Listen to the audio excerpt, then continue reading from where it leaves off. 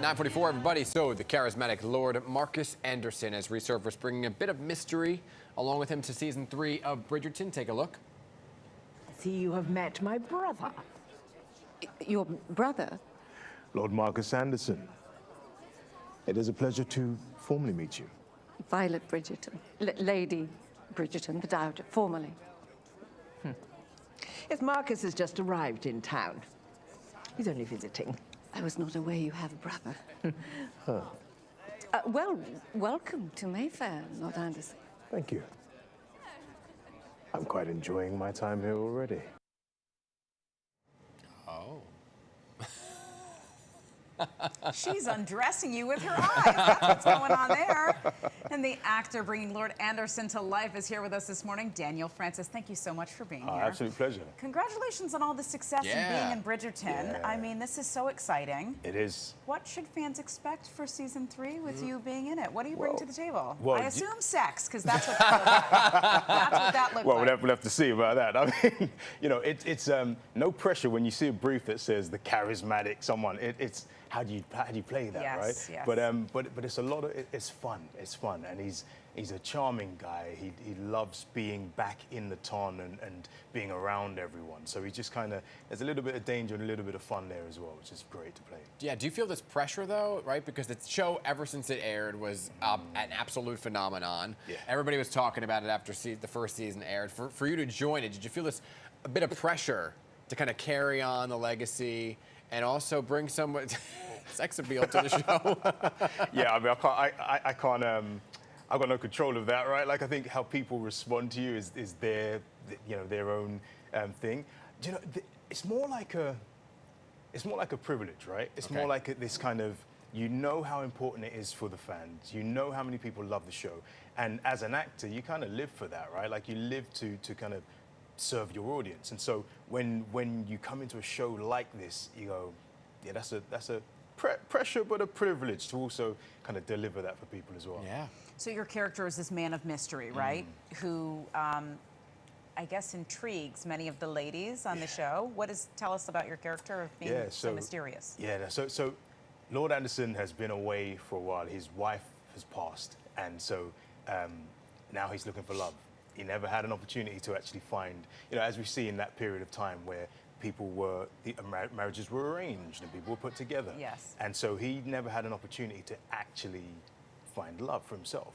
So this is him as an opportunity to kind of come back in and to... Looking for love. Looking for love. Looking for love. Wow. Okay, so the possibility of ending up in Lady Whistledown's gossip paper looking for love is a real possibility in this season. Well, we'll see. But that is an appeal, right? Who doesn't want to end up in Lady Whistledown's paper? Wow. Is that a metaphor?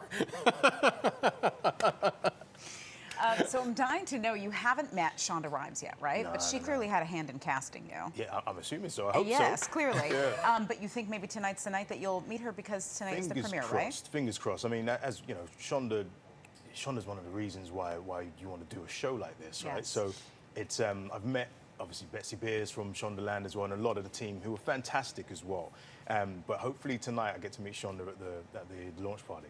What is that? What would you say? Like, I just be like, keep casting Thank me. you. What can I do? thank you. Right. Like, you're amazing. Can I just like be in your presence and just absorb that awesomeness? Do you know what I mean?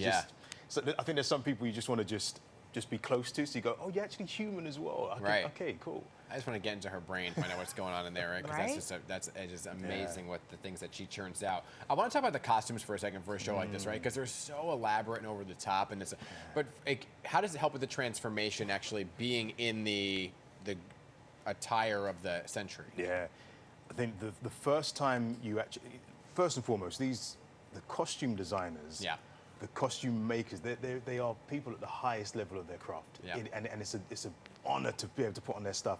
But I think as an actor, you prepare, and you know, you're preparing out of costume, and the minute you step into it, it transforms everything. Your posture, your breathing, how you feel about the world and the character, and down to the buttons that they use. It's just, the attention to detail is incredible. So you feel more regal even wearing that? Oh gosh, you have to sit up straight. What did you learn about that time period? Is it hard to even deliver those lines? Do you know, it's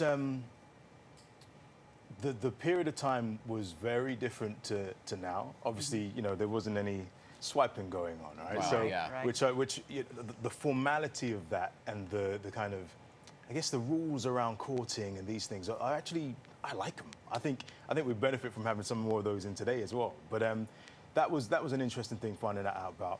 Looking at the corn laws, there was something I found about, because I'm looking at playing a lord, and therefore, what is it like to come from that level of privilege and wealth? And so, for me, understanding how his day-to-day is, that you've got estates and manors that are set up around the lord of the manor, and this whole ecosystem that is set up around providing services for these extraordinarily wealthy people. Yeah. So it's it's because you have to embody that, right?